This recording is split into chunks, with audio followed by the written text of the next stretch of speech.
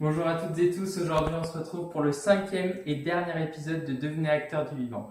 J'espère que vous avez bien été assidus pendant toutes ces 4 semaines autour de ces épisodes Devenez acteur du vivant, parce qu'aujourd'hui, dans ce cinquième et dernier épisode, nous allons assembler toutes les briques élémentaires que nous avons vues dans les 4 derniers épisodes. Donc on se rappelle, premier épisode, besoins fondamentaux des plantes, deuxième épisode, reproduction sexuée des plantes, l'intérêt des pollinisateurs, troisième épisode, la reproduction asexuée, quatrième épisode, le cycle de la matière organique, et aujourd'hui, nous allons passer à une dimension supérieure qui est celle du système. Nous allons finalement prendre du recul de la hauteur pour appréhender un système, l'écosystème, en toute sa splendeur, en voyant l'ensemble des interactions qui s'y jouent et pourquoi c'est important de maximiser ces interactions pour l'avenir du vivant.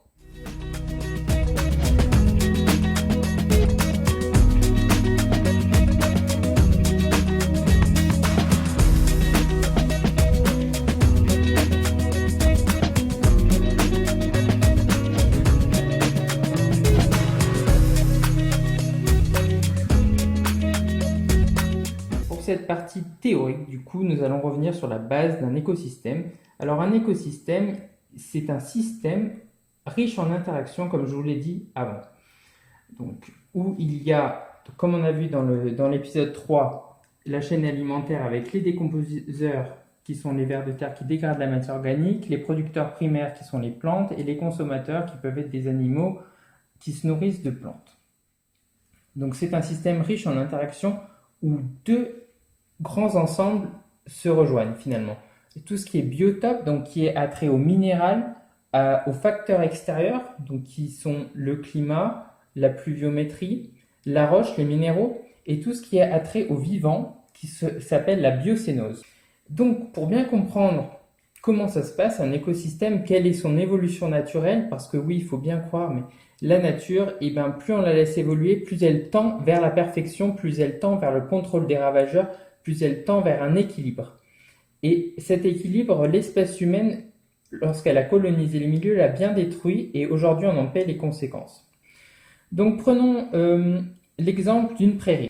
Et si on la laisse évoluer toute seule, donc cette prairie elle est fauchée régulièrement par le paysan, imaginons, donc c'est ce qui s'appelle une perturbation pour l'écosystème, ce qui lui impose de revenir à un état zéro à la fin de chaque coupe. Si on la laisse évoluer, si on la coupe pas, petit à petit, il y aura des colonisations de végétaux, donc que ce soit les fougères, les ronces, les balais, et petit à petit, au bout de 5 ans, 5 à 10 ans, on va commencer à avoir les premiers arbustes qui vont venir coloniser ce milieu, les sapins, et le stade maximum qui s'appelle le climax pour un écosystème, donc c'est-à-dire le stade où l'équilibre et les interactions sont maximales, va se situer environ dans les 30 prochaines années après l'arrêt de pratique sur une prairie, où on aura une chaînée étrée. Donc, durant ce stade de climax, il y a une maximisation des échanges génétiques, parce que dû au brassage génétique avec la pollinisation pour les plantes, mais aussi pour les animaux, où il y a différents types d'espèces qui rentrent en jeu.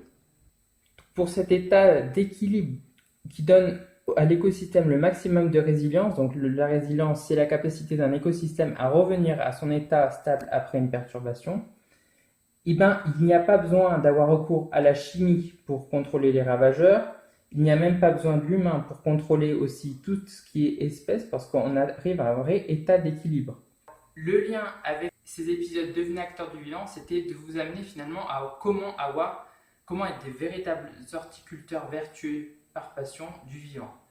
C'est-à-dire comment avoir un jardin où il y a le maximum d'interactions et où justement ces interactions sont bénéfiques et permettre une production maximale. Donc finalement, comment atteindre au jardin cet état de climax. Bon, c'est très difficile au jardin parce que vous en doutez bien, on est sans arrêt en train de retourner la terre, ce qui provoque des perturbations pour les micro-organismes, de tailler, de semer.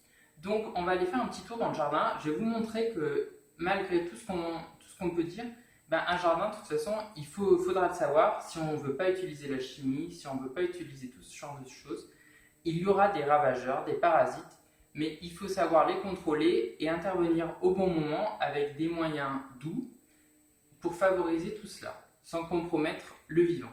Je te suis là. Bon, alors on se retrouve au jardin et comme vous pouvez voir, donc c'est début mai, donc c'est bien riche en fleurs. On a les fèves qui sont en fleurs, les pois aussi. Et comme je vous ai dit, un jardin, ça n'est jamais parfait. On montre souvent que le bon côté des choses et c'est souvent ça qui est décourageant quand on veut s'y mettre. On croit qu'on va avoir un jardin sans défaut, un jardin parfait, mais si on ne veut pas avoir recours aux produits phytosanitaires, et ben c'est compliqué.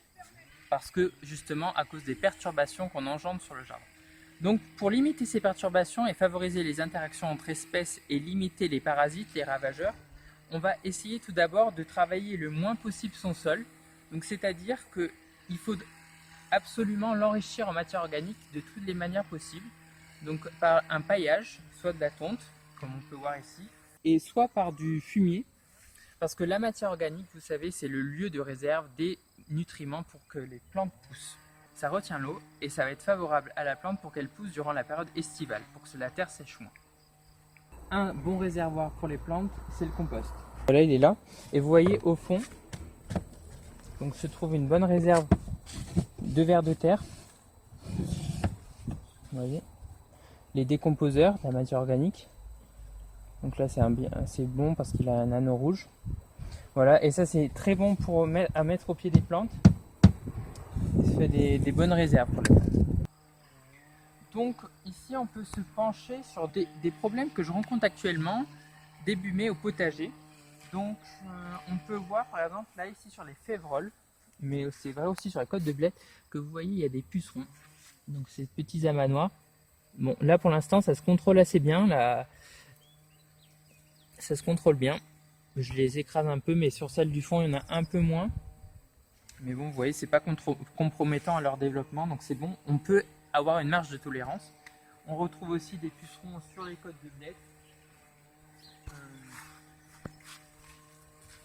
Voilà, des petits amas, mais vous voyez, il y a eu pas mal de coccinelles cette année.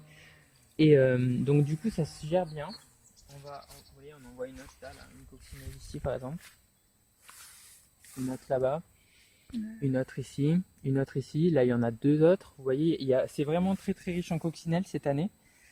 Parce que du coup, faut les laisser. En fait, je leur donne plein d'habitats différents. Vous vous rappelez, pour finalement sauvegarder les pollinisateurs et les autres insectes, il faut au maximum avoir des habitats différents. Donc aussi au jardin, sauvegarder les pollinisateurs, on peut faire des abris à insectes, vous voyez, avec les tiges creuses. Donc là, on voit qu'il y a certains trous qui sont déjà bouchés, donc déjà colonisés par des abeilles. Il y en a même qui arrivent, là, d'autres abeilles qui arrivent pour justement pondre dedans, pondre les œufs. Ici, vous voyez, il y avait des navets qui étaient en fleurs et après, donc, je les ai broyés pour faire finalement une couverture et pouvoir justement semer derrière des haricots qui vont être semés sans travailler le sol. Bon, il y a encore une autre coccinelle ici, vous voyez, c'est vraiment... Et en fait, dans ce jardin, en fait, j'essaye au maximum de faire boucler les cycles à mes plantes. Donc, vous voyez, je laisse monter les choux qui vont s'égrener et faire des choux de partout. Et ça, c'est une règle importante que je trouve importante à appliquer pour avoir un jardin le plus durable possible. C'est pareil pour la roquette derrière. Donc, on laisse toujours finir les cycles. Ici, là, pour les tomates. Donc, vous voyez, après le repiquage où j'ai mis des orties, je mets aussi de la tonte d'herbe au pied. Toujours couvrir son sol. Et ça, je peux vous garantir qu'en couvrant son sol, en travaillant le moins possible son sol, on va pouvoir bénéficier de ces interactions qui sont importantes dans un écosystème et favoriser ainsi les interactions entre les espèces pour pouvoir contrôler ces ravageurs sans avoir à utiliser la chimie.